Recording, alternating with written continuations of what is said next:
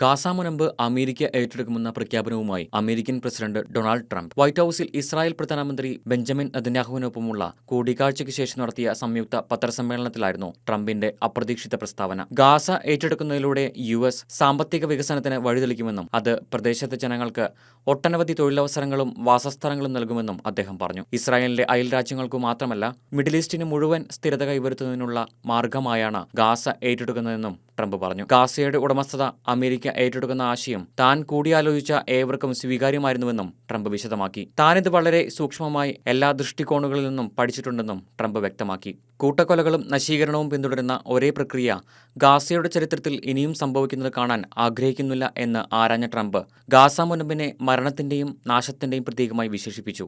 പ്രദേശത്തെ വ്യാപകമായ നാശത്തെ തുടർന്ന് ഗാസയിലെ നിവാസികളെ ഈജിപ്ത്, ജോർദാൻ തുടങ്ങിയ അയൽരാജ്യങ്ങളിലേക്ക് മാറ്റാനുള്ള ട്രംപിന്റെ മുൻ നിർദ്ദേശങ്ങളെ തുടർന്നാണ് ട്രംപിന്റെ പ്രഖ്യാപനം.